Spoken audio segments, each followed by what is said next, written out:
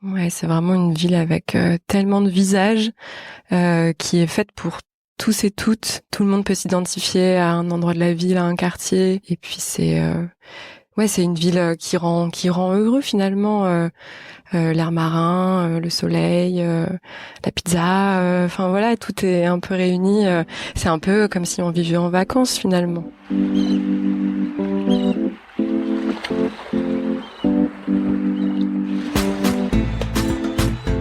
Vous écoutez Marseille Créative, je suis Clémentine Roux, votre hôte. Dans ce podcast, découvrez les histoires d'artistes, d'artisans, de chefs, de designers, mais pas que. Vous entendrez des personnes engagées, marseillaises d'origine ou d'adoption, connues ou moins connues, qui font bouger Marseille grâce à leurs mains, leurs yeux et leur cœur. Bienvenue dans Marseille Créative, le podcast qui met en lumière les créatives et les créatifs marseillais.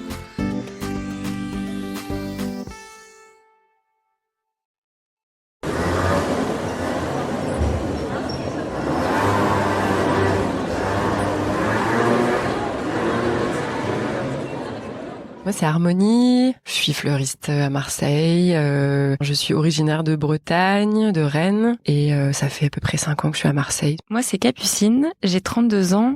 J'ai grandi dans un petit village de l'Essonne en région parisienne.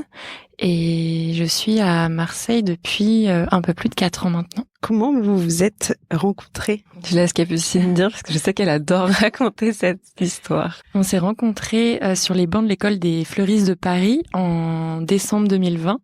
Et on s'est rendu compte avec Harmonie d'ailleurs que ça faisait jour pour jour aujourd'hui 5 ans qu'on a commencé notre reconversion.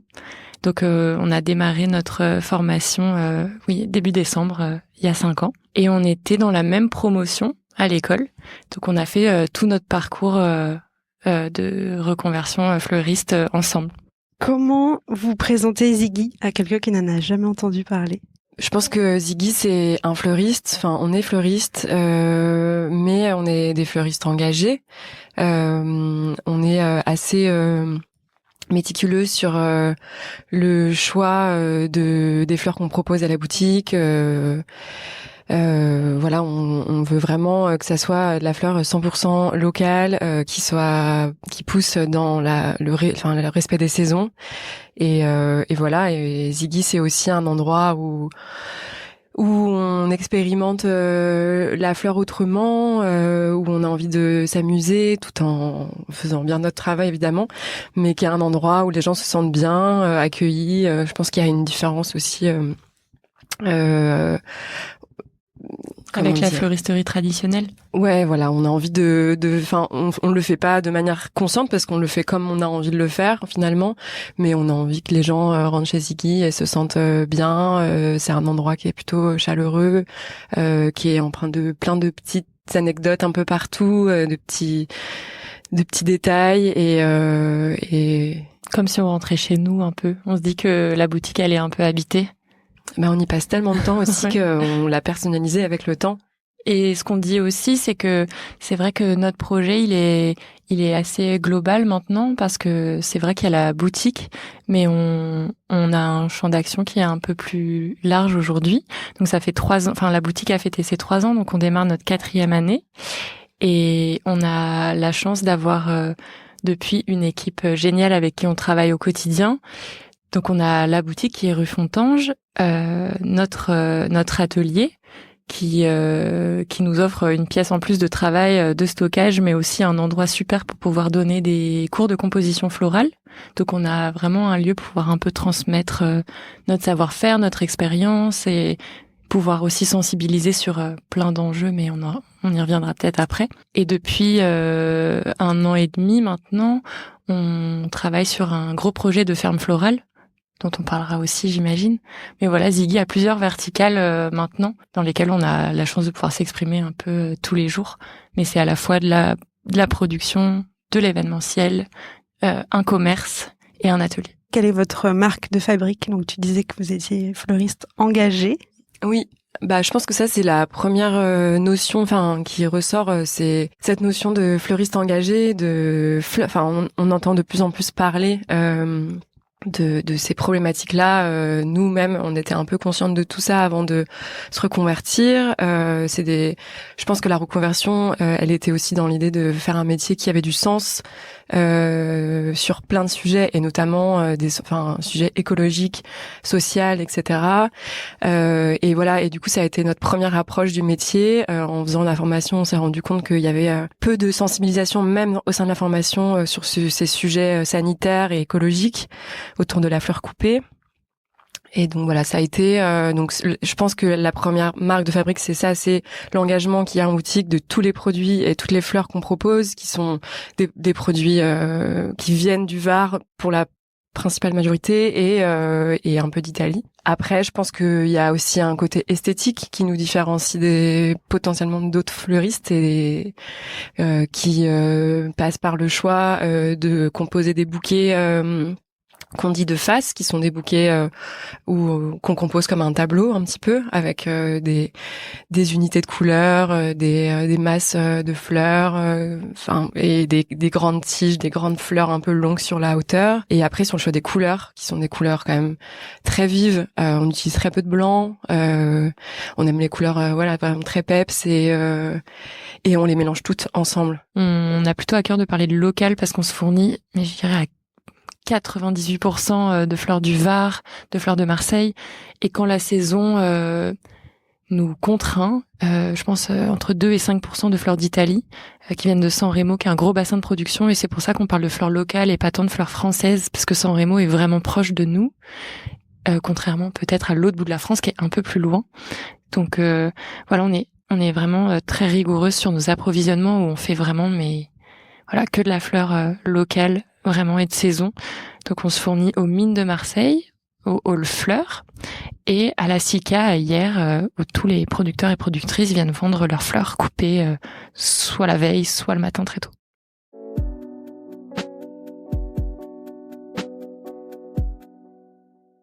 Je crois que j'avais vu passer sur Instagram, vous faites quand même aussi pas mal de déco pour des shootings photos dans des magazines de mode aussi. Est-ce que vous avez donc, j'imagine, une appétence artistique? Est-ce que ça vient aussi de vos métiers d'avant, ou c'est quelque chose que vous avez dans votre ADN? Non, je pense que ça vient pas de nos métiers d'avant, mais peut-être que c'était un manque de nos métiers d'avant. Moi, je travaillais pour des artistes dans la musique. Et oui, moi pour un média où j'ai vraiment adoré ma vie d'avant, mais créativement parlant, c'est vrai que je pense qu'il nous manquait aussi un peu quelque chose de créatif. Ouais. Et je pense que c'est ce qu'on a recherché aussi dans cette reconversion. Après, on fait un peu des shootings, on fait un peu des mises en place, des scénoflorales pour des événements, mais ça reste une petite partie de notre quotidien. C'est finalement pas des missions qu'on a souvent.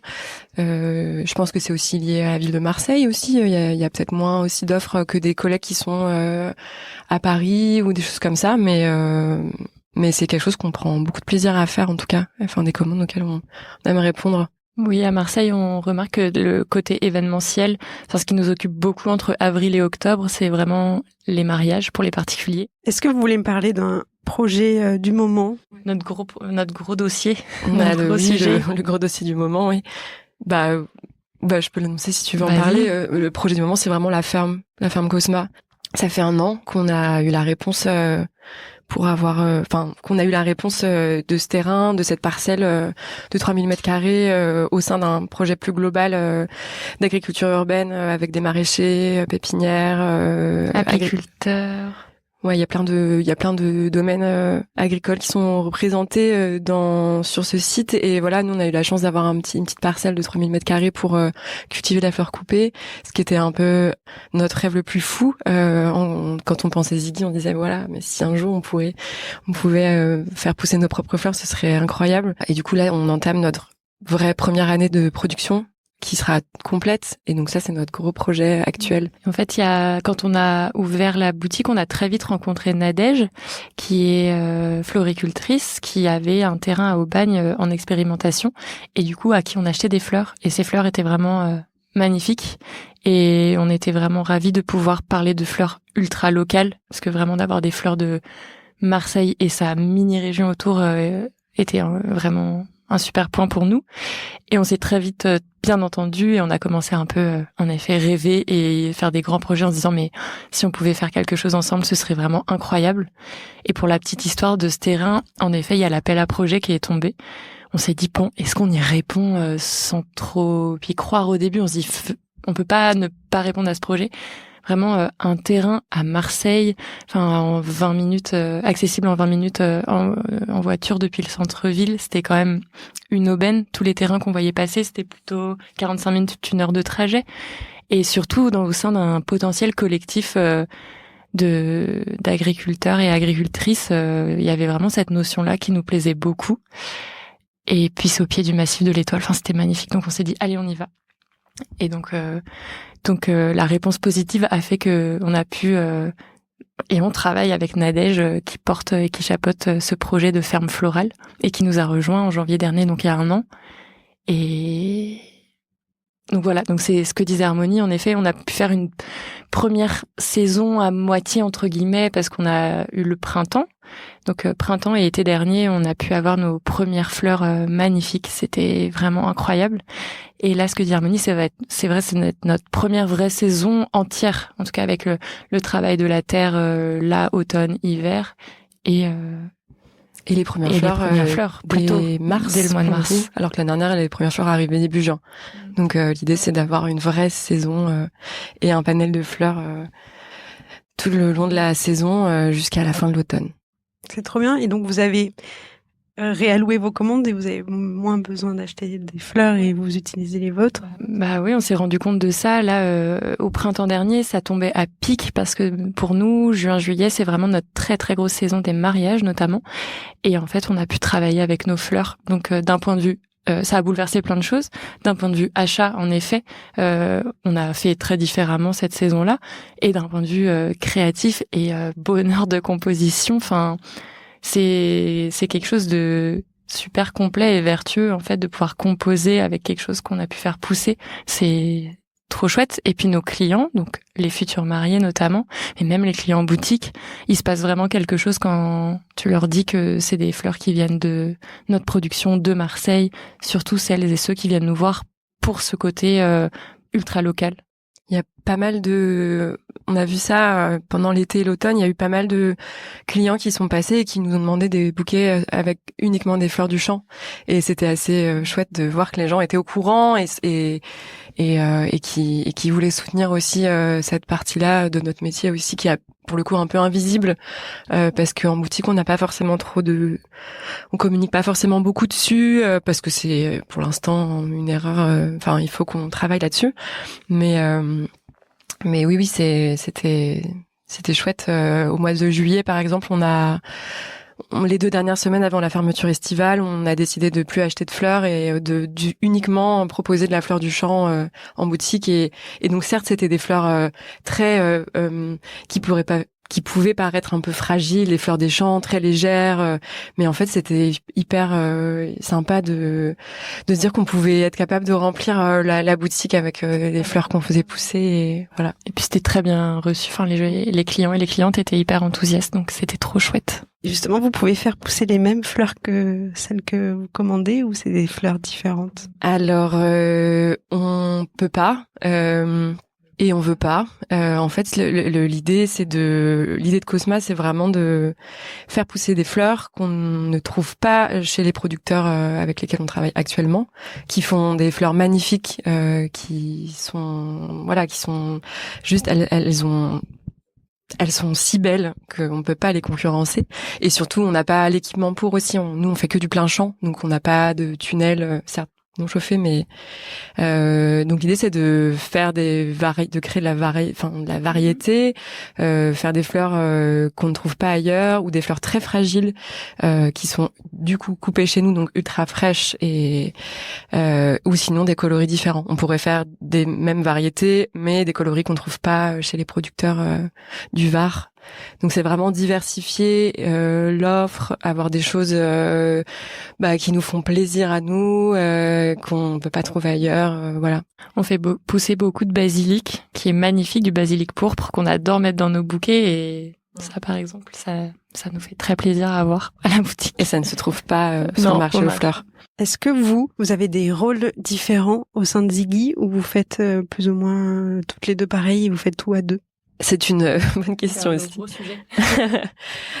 En fait, on a monté Ziggy, ça a été très rapide. On s'est presque tout de suite mis sur les travaux de la boutique. On a eu un petit peu de temps pour penser à notre projet, mais en fait, le projet, il s'est vraiment construit au moment où on a ouvert. Même le jour de l'ouverture, on se disait mais en fait, on fait comment les bouquets?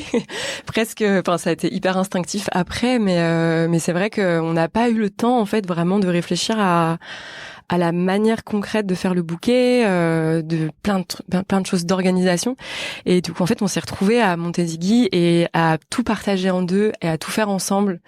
On se consulte pour tout. C'est vraiment un travail collé en binôme. Et voilà. Et là, ça a fait 3 ans qu'on a ouvert. Et on s'est dit, mais en fait, si on peut pas continuer comme ça, c'est trop énergivore. Sauf qu'on a du mal à diviser, à se trouver chacune. Ça va être un de nos gros chantiers de l'année à venir. On va devenir une vraie entreprise. Et il va falloir qu'on compartimente un peu plus. Mais moi, quand je pense au démarrage de notre projet, je me dis, en fait, on a vraiment appris en marchant. Enfin, c'est vrai que c'est allé très vite parce qu'on a eu une très belle opportunité d'avoir ce local qu'on adore, rue Fontange. Du coup, on a dû faire des choix rapides et mettre des choses en œuvre très rapidement. Et oui, on a un peu tout découvert au fur et à mesure, vraiment tout. La compta, la com, l'organisation d'un espace de vente, enfin vraiment plein de choses d'un coup, c'était beaucoup. Et oui, c'est vrai qu'on a un fonctionnement très binôme. Après, on a chacune des appétences et des compétences plus ou moins sur différents sujets. Capu s'occupe merveilleusement bien de la com, les réseaux sociaux, les belles photos. Et Armo a une passion pour les tableurs Excel, ce qui est quelque chose d'extrêmement précieux. Mais vous avez aussi des gens qui vous accompagnent. Donc tout à l'heure, vous parlez de Nadège. Et en boutique aussi, vous avez du monde. Bah oui, on a une personne incroyable qui est avec nous depuis 2 ans. J'ai l'impression qu'elle est avec nous depuis le début, mais et elle est arrivée au point nommé. Donc c'est Alice qui est vraiment notre merveille de la boutique, qui est super importante pour la vie de Ziggy. Donc c'est vrai qu'on est 4 à travailler et faire vivre Ziggy aujourd'hui.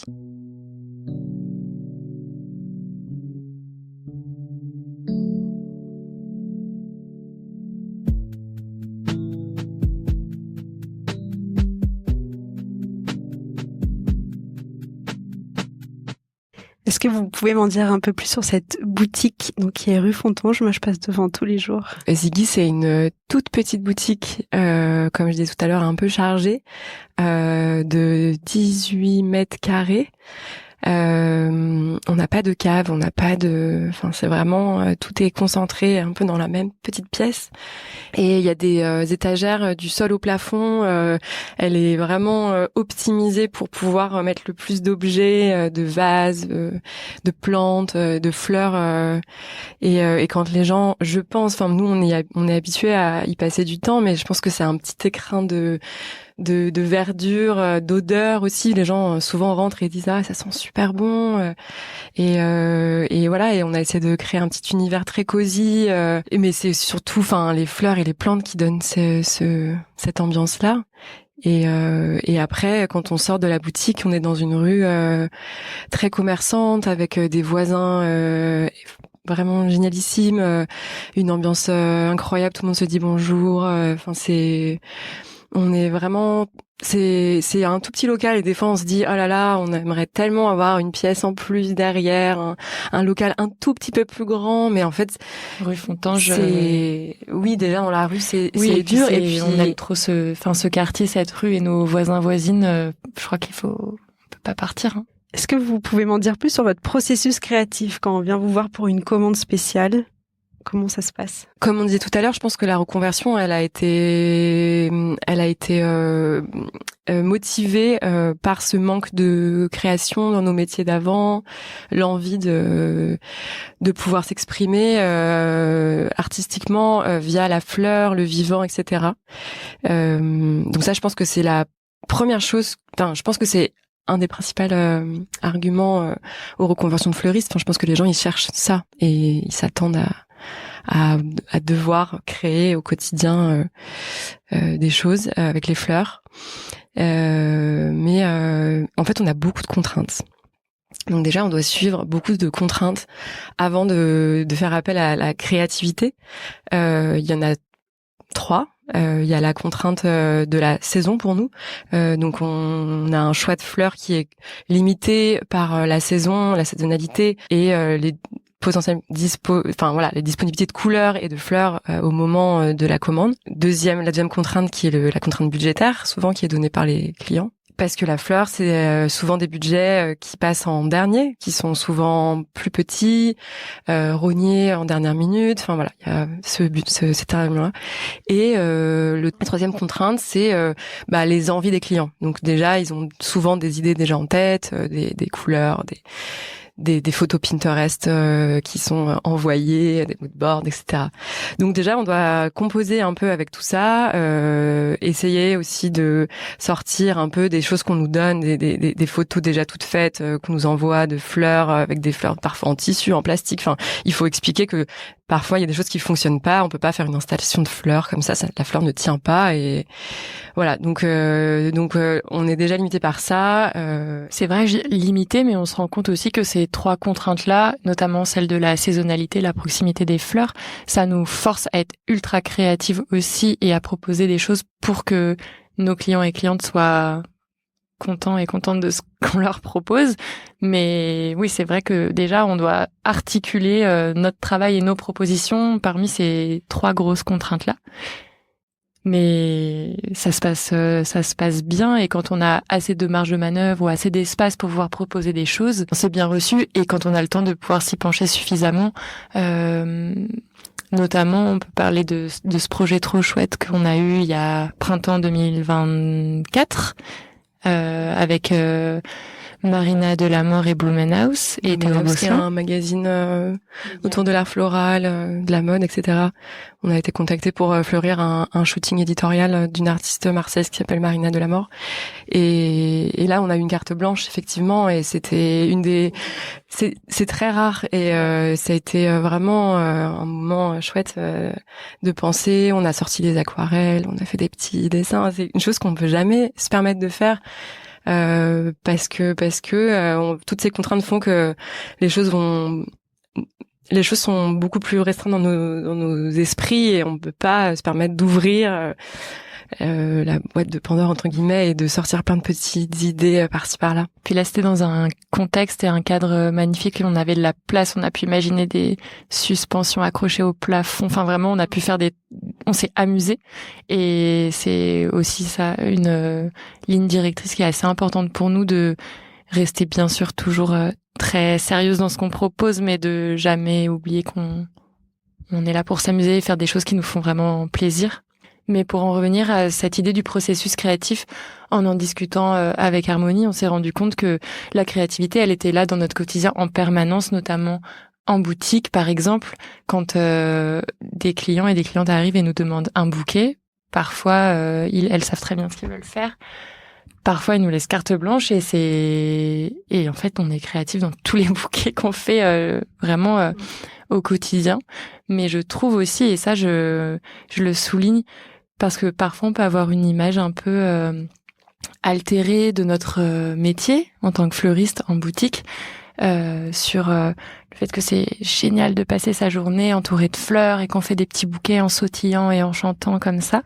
Mais on est hyper créative aussi dans la façon de rebondir et de faire face à des imprévus. En fait, notre métier, c'est un imprévu constant. On fait face tout le temps à des changements de situation, d'avis, de budget. Et en fait, on se disait avec Harmonie qu'on était créative car fleuriste ingénieur, on se dit qu'on fait souvent de l'ingénierie et qu'on est vraiment pas que artisane en fait. On doit trouver des solutions tout le temps et c'est aussi vachement cet aspect de la créativité qui est sollicité chez nous. Savoir rebondir face à des situations, des trucs de dernière minute d'urgence, de météo, une demi-heure avant un mariage, un truc qui s'écroule, comment on fait, qu'est-ce qu'on met en place. Enfin, voilà, c'est aussi la créativité de situation. Et ça me trotte dans la tête depuis tout à l'heure. Je vous ai pas demandé d'où vient ce nom. On me l'a demandé hier en boutique. Je pense que ça arrive souvent. Avant Ziggy, moi j'ai eu un tout petit passé fleuriste à Marseille à mon compte qui s'appelait Studio Luzen. Et quand on a décidé de créer Ziggy ensemble, enfin d'imaginer la future boutique, s'est posé la question du nom. Et moi je venais d'en trouver un et j'avais un peu du mal à me dire qu'il fallait repartir de zéro et refaire une identité, un nom, etc. Et on était sur la plaine en train de boire un petit pack à l'eau et Capu, c'est toi qui m'a dit Ziggy, c'est rigolo, c'est un prénom, il y a un Z, il y a un Y, et puis David Bowie, quoi, l'alter ego de David Bowie, un peu fantasque, et en fait, c'est le premier nom qui est sorti, et après on s'est dit non mais il faut qu'on se pose quand même, il faut qu'on fasse un brainstorming, qu'on fasse un vrai atelier d'ailleurs qu'on réfléchisse chacun de notre côté, et puis en fait on a pendant 3 semaines, 1 mois, on a réfléchi. Et en fait, on s'est revus, on s'est dit non mais en fait c'est super Ziggy, on va garder ça. Ouais, puis c'était une façon chouette de pouvoir faire aussi un petit clin d'œil à chacune. C'est comme ça qu'on le présente aussi. Pour le passé musical d'Harmonie de sa vie d'avant, ça faisait un petit clin d'œil aussi à la musique. Et oui, c'est vrai, Ziggy Stardust et David Bowie, c'est une figure qu'on aime beaucoup, donc voilà, ça réunissait bien nos 2 univers, donc c'était chouette. Et on avait, encore une fois, toujours à cœur de se dire sérieuse mais rigolote mais sérieuse. Et Ziggy, en fait, c'est un prénom, je sais pas, qui inspire un peu le jeu, l'amusement et qui nous empêche pas de faire des choses bien et sérieusement. Donc voilà, ça nous est apparu un peu comme une évidence. Est-ce que Ziggy aurait pu voir le jour ailleurs que à Marseille? Non, je pense pas. Rien que notre rencontre aussi, notre rencontre est la suite de notre histoire de fleurs. Pendant notre reconversion déjà, donc on est tombé sur la même session de formation et puis après on a eu 1 an de stage et on n'a fait que se suivre avec Harmonie mais sans se concerter. Donc on s'est retrouvés un été 2 semaines dans le même village en Bretagne, dans les Côtes d'Armor. Enfin c'était un hasard assez chouette. Et puis à la fin de l'été, après avoir passé notre CAP, on se disait bon, tu fais quoi à la rentrée? Où va commencer ta nouvelle vie de fleuriste? Et là, on se rend compte qu'on s'installe à Marseille le même mois de la même année. Enfin bon, voilà, donc c'était quand même un peu un alignement de planètes chouette. Et je parle pour nous, mais je pense qu'on aurait, non, Marseille ou rien. Hein.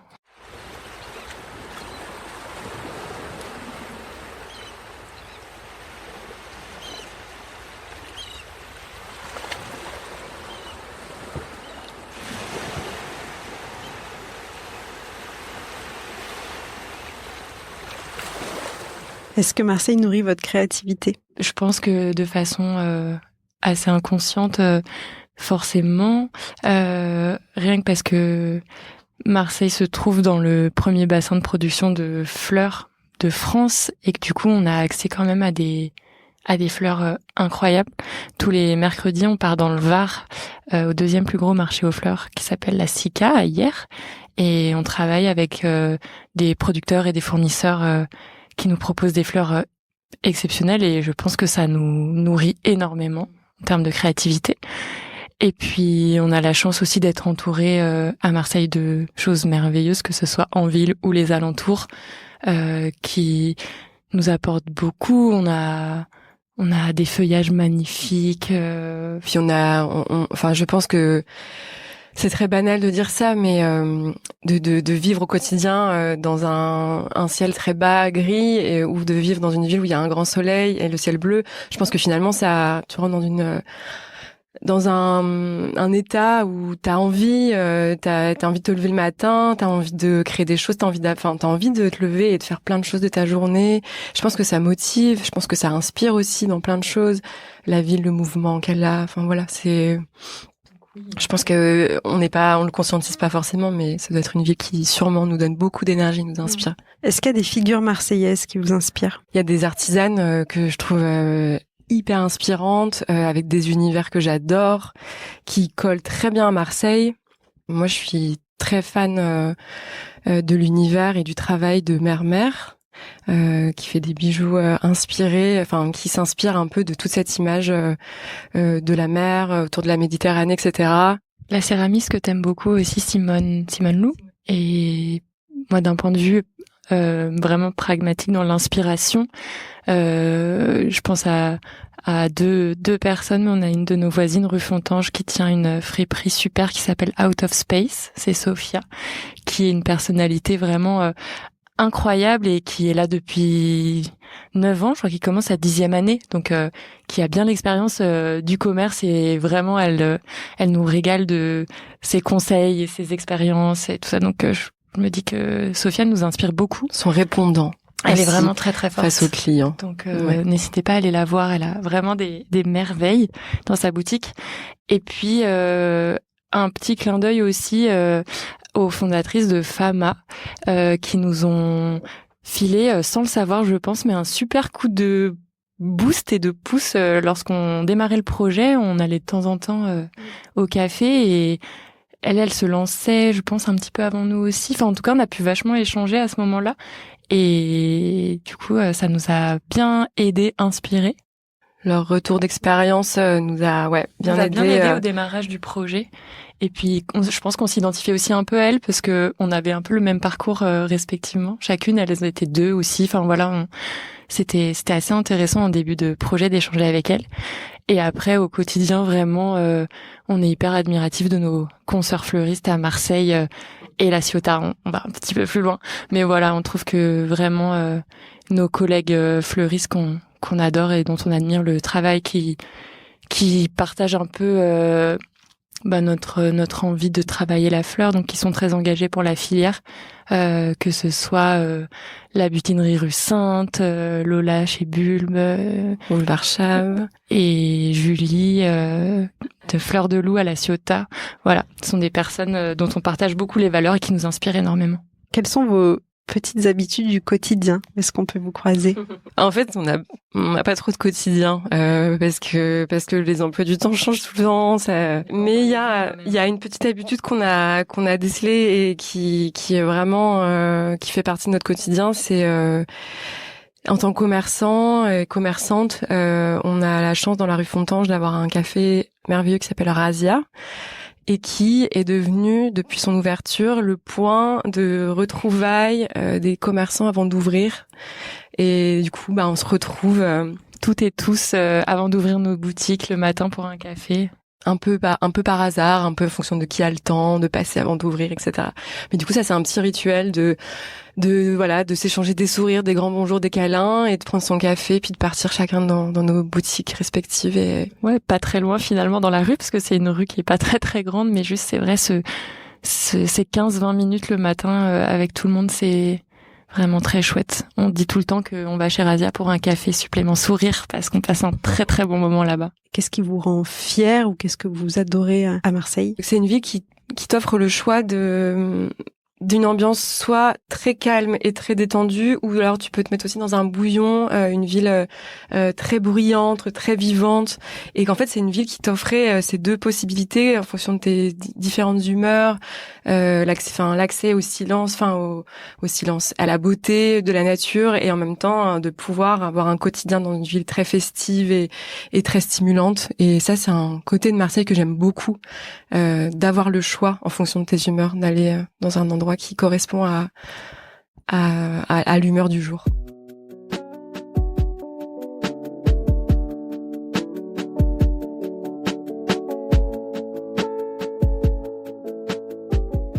Quelle est l'odeur de votre Marseille? On s'était dit les odeurs qui émanent des camions à pizza à chaque coin de rue, c'est vraiment la pizza.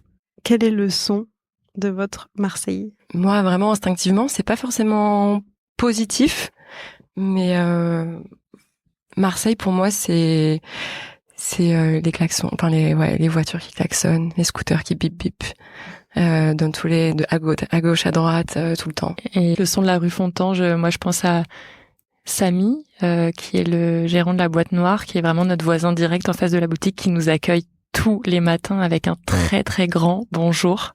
Donc peut-être le son de notre Marseille de la rue Fontange, c'est Samy qui nous accueille le matin. Et quel est le goût de votre Marseille? Moi, je buvais pas de café avant d'arriver à Marseille. Voilà. Donc moi, je dirais le café au lait. Moi, j'ai jamais mangé autant de glace depuis que je suis à Marseille, je pense. Donc, on va dire le panel incroyable de l'éléphant rose, du glacier de l'éléphant rose. À quelqu'un qui n'a jamais mis les pieds à Marseille, comment vous lui décrirez la ville? Que c'est la plus belle ville de France, je pense. Mais que c'est une ville qui est bouillonnante, qui est dynamique, qui est joyeuse, mais aussi qu'il faut avoir le cœur bien accroché et qu'il faut arriver à se laisser cueillir un peu par cette personnalité qui est de cette ville, qui est assez inédite, à avoir aucun a priori. Mais comme le disait très bien Harmonie aussi, Marseille, c'est pour tout le monde parce qu'il y a vraiment... il y a une centaine de quartiers différents, donc des centaines d'endroits potentiels où pouvoir vivre et se reconnaître. Donc, je pense que c'est vraiment une ville pour tout le monde.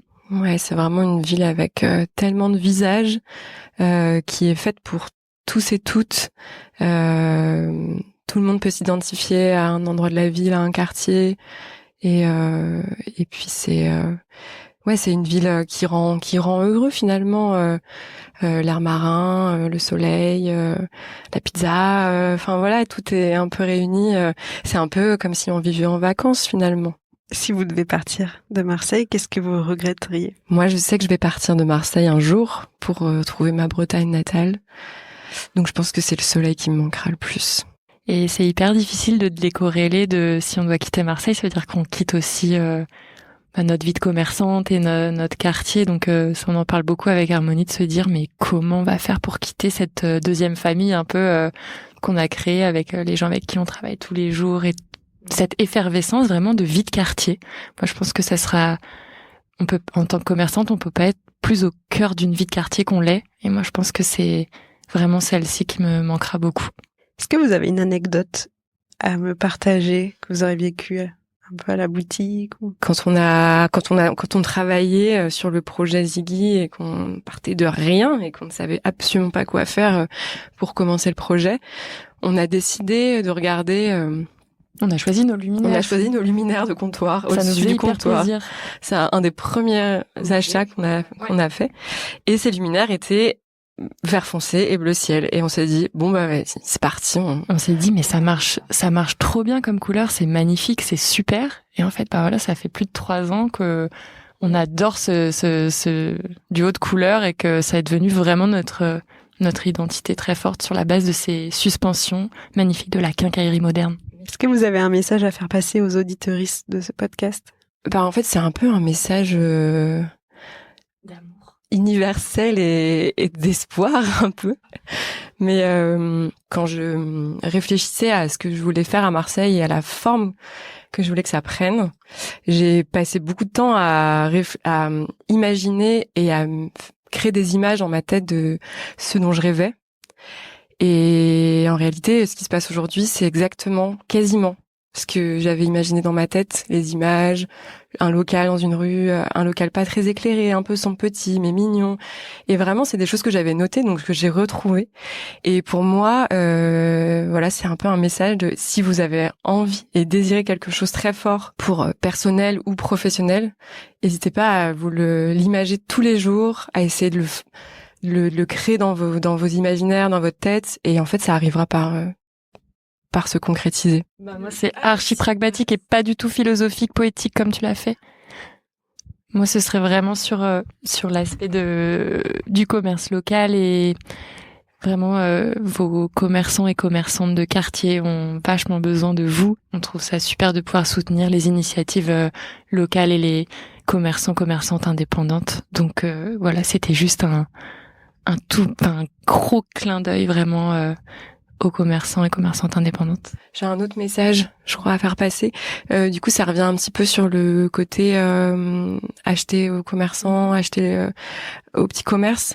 Si vous avez l'idée d'acheter un bouquet de fleurs que ça soit à Marseille ou en France en général. Je conseille à tout le monde d'aller sur le collectif de la fleur française, qui est un site internet et qui est un collectif dans lequel il y a plein d'adhérents et d'adhérentes, de gens qui achètent, qui proposent de la fleur locale et qui produisent des fleurs aussi pour une bonne partie. Et en fait, c'est de repérer les fleuristes sur cet annuaire-là pour aller supporter les fleuristes qui proposent de la fleur locale et de saison et qui font des choses très très jolies.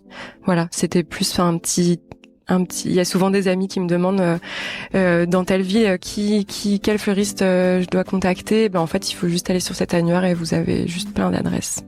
Il est super bien documenté, c'est un très très bon annuaire.